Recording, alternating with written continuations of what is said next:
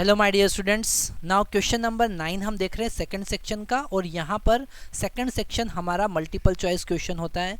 मतलब कि वहाँ पर हमारे ऑब्जेक्टिव 4 ऑप्शन जो हैं उसमें मल्टीपल करेक्ट आंसर हो सकते हैं, एक से ज़्यादा करेक्ट आंसर हो सकते हैं। उसी से रिलेटेड यहाँ पर क्वेश्चन है हमारे पास में, और ये क्वेश्चन है कैपेसिटर से रिलेटेड, कैपेसिटर और डाइलेक्ट्रिक मटेरियल से रिलेटेड क्वेश्चन है। क्वेश्चन में गिवन है a medium having dielectric constant K greater than 1 fills the space between the parallel plate capacitor. The plates have large area and the distance between them is D. The capacitor is connected to a battery of voltage V as shown in figure A. यहाँ पर हमको दिख रहा है कि हमने एक plate लिया है, एक कैपेसिटर लिया है, उनके बीच का स्पेस हमने K डाइलेक्ट्रिक कांस्टेंट से फिल किया है और इसको बैटरी से कनेक्ट किया है। ओके, दोनों के बीच का डिस्टेंस है D. The capacitor is connected to the battery of voltage V as shown in figure. Now both plates are moved by distance D by 2 from their original position. Original position से हमने D by 2 distance पर उनको move किया है ना। तो इस process में दो फिगर में हमको कौन से ऑप्शन करेक्ट होंगे वो आपको फाइंड करना है। पहला हमारे पास में है the electric field inside the dielectric material reduce by factor 2k। क्या ये सही है, हमको बताना है। तो यहाँ पर इलेक्ट्रिक फील्ड का कॉन्सेप्ट हम यूज़ करेंगे। अगर हम फर्स्ट केस की बात करें, for first case initial case की हम बात करें तो इलेक्ट्रिक फील्ड E1 जो होगा वो होगा V बाई डी। और अगर हम सेकेंड केस की बात करें, फॉर सेकेंड केस, तो यहाँ पर हमको KVL लगाना पड़ेगा। यहाँ पर हमने माना कि पोटेंशियल V1 है, यहाँ का पोटेंशियल V2 और यहाँ का पोटेंशियल V3 है। तो total applied potential is equal to V1 plus V2 plus V3 होगा। ठीक है। अगर हम इलेक्ट्रिक फील्ड या पोटेंशियल में रिलेशन देखें, यूनिफॉर्म इलेक्ट्रिक फील्ड के लिए हमारे पास में V is equal to E into D होता है। ओके, ये वाला फार्मूला हम यहाँ पर यूज़ करेंगे। तो V is equal to V1 की बात करें तो यहाँ का इलेक्ट्रिक फील्ड हमने मान लिया E3, क्योंकि E1 इलेक्ट्रिक फील्ड हमने यहाँ का कंसिडर किया था। ओके, यहाँ का इलेक्ट्रिक फील्ड हमने मान लिया E2 जो हमको रेशो फाइंड करना है, और यहाँ का इलेक्ट्रिक फील्ड E3 ही होगा क्योंकि ये वाला केस और ये वाला केस सिमिलर है। तो हम यहाँ पर लिखेंगे V1 is equal to E3 और डिस्टेंस कितना है D by 2, same as it is V2 लिखेंगे E2 इंटू डिस्टेंस है D, यहाँ का दोनों का बीच का डिस्टेंस D है। ओके, और थर्ड केस के लिए फिर से हम लिखेंगे E3 इंटू डी बाई 2। ये फर्स्ट केस और लास्ट केस एड होके V इज़ इक्वल टू, दोनों एड हो जाएंगे तो मिलेगा E3 इंटू डी, क्योंकि बाई 2 वहाँ कैंसिल होने वाला है, E2 इंटू डी। ओके, अगर हम E2 की बात करें, ओके, अगर हम E2 की बात करें तो यहाँ का इलेक्ट्रिक फील्ड E3 के कंपैरिजन में कम होगा, K टाइम्स रिड्यूस हो जाता है। डाइलेक्ट्रिक मीडियम में इलेक्ट्रिक फील्ड रिड्यूस होगा। तो E3 जो होगा, मतलब फ्री स्पेस या एयर में जो इलेक्ट्रिक फील्ड होगा वो K टाइम्स E2 होगा, और इसका वैल्यू हम यहाँ पर पुट करेंगे। तो V is equal to K times E2 plus K times E2 plus E2 और D हमने कॉमन ले लिया। तो यहाँ से हमारे पास में E2 का वैल्यू आ जाएगा V divided by D into K plus 1। Okay, अगर हम E1 बाई E2 फाइंड करते हैं, यहाँ पर हम फाइंड कर लेते हैं। अगर हम बात करते हैं E1 बाई E2 की, तो E1 का वैल्यू है V बाई D और E2 का वैल्यू है V divided by D K plus 1। तो यहाँ V बाई डी से V बाई टी कैंसिल हो जाएगा। E1 बाई E2 हमको मिलेगा K प्लस 1। कितना मिलेगा? K plus 1। तो E2 is equal to E1 divided by K plus 1। तो यहाँ पर हमारा फर्स्ट वाला ऑप्शन गलत हो जाता है, तो हमको यहाँ पे टिक नहीं करना है। फर्स्ट वाला ऑप्शन गलत है। क्यों? क्योंकि यहाँ पर इलेक्ट्रिक फील्ड K प्लस 1 से रिड्यूस हो रहा है, 2K से नहीं।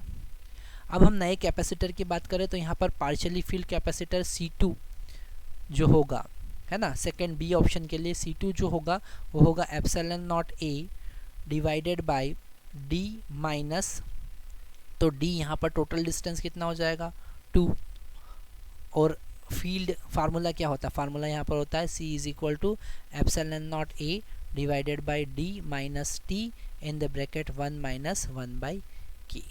ओके, ये वाला फार्मूला हम यहाँ पर यूज़ कर रहे हैं, है ना। तो यहाँ पर डी का वैल्यू है डी, टी का वैल्यू है डी और डी का वैल्यू है 2d। तो 2d into D in the bracket 1 minus 1 by K. Okay, यहाँ पर इस केस से हम कोरिलेट कर रहे हैं, तो हमको मिलेगा epsilon not a divided by D, अगर हमने कॉमन लिया तो मिलेगा 2 माइनस 1, माइनस का अंदर मल्टीप्लाई करेंगे, प्लस 1 बाई के। ओके, यहाँ पर 2 माइनस 1 1 होगा, तो epsilon not a divided by D in the bracket ये हो जाएगा 1 प्लस 1 बाई के। ओके, तो C2 इज़ इक्वल टू, यहाँ पर LCM लेंगे तो हमको मिलेगा K epsilon not A divided by D in the bracket K plus 1। Okay, decrease by factor 1 by K. अगर हम यहाँ पर C1 का वैल्यू कैलकुलेट करें, फर्स्ट केस में कितना कैपेसिटेंस था, इस यहाँ पर capacitance C is equal to K epsilon not A by D होगा। ओके, तो अगर हम यहाँ पर C2 which is equal to K epsilon not A divided by D in the bracket K plus 1 divided by C1 that is equal to K epsilon not A divided by D।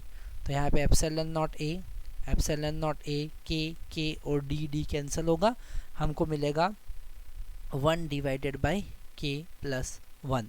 मतलब कि C2 का value जो होगा वो कितना होगा, C1 divided by K plus 1। मतलब B option हमारा सही है। ओके, बी ऑप्शन यहाँ पर सही है, तो बी पर हम टिक कर देंगे। सी ऑप्शन की अगर हम बात करें, the voltage between the plate decrease by factor K plus 1, तो ये भी गलत है। ये गलत क्यों है, क्योंकि वोल्टेज डिफरेंस तो हमने कांस्टेंट लगा रखा है, यहाँ पर आइडियल बैटरी है तो वोल्टेज डिफरेंस क्या होगा, कांस्टेंट होगा, तो ये वाला भी गलत है। तो हम यहाँ पर सी के लिए लिख सकते हैं, फॉर सी ये था, ये वाला जो फर्स्ट डेरिवेशन देखा ये ए के लिए था, ये सेकेंड वाला हमने देखा बी के लिए, और सी के लिए हम यहाँ पर बात कर रहे हैं potential difference remain constant, potential remain constant, क्योंकि आपने आइडियल बैटरी लगा रखा है। अब हमको लास्ट वाला डी ऑप्शन चेक करना है। पूछा है work done in the process does not depend on the presence of dielectric material. जब आपने यहाँ पर इन दोनों प्लेट को डी बाई टू डिस्टेंस से सेपरेट किया है, तो वर्क डन जो हुआ है वो यहाँ पर डिपेंड नहीं करेगा डाइलेक्ट्रिक मटेरियल पर। तो वाला केस भी हम एक बार डिराइव करके देखते हैं। यहाँ पर वर्क डन का कॉन्सेप्ट हमको यूज़ करना पड़ेगा।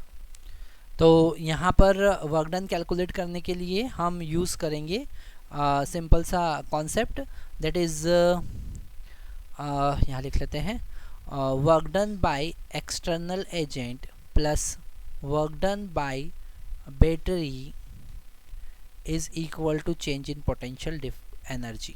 ओके, ये वाला कॉन्सेप्ट यूज़ किया, जितना भी वर्क डन होगा एक्सटर्नल एजेंट में, एजेंट ने कितना वर्क किया है और बैटरी ने कितना वर्क किया है, is equal to change in potential energy. तो हमको कैलकुलेट करना है work done by external agent is, और वर्क डन बाय बैटरी कितना होगा, वो होगा C2 minus C1 into V square.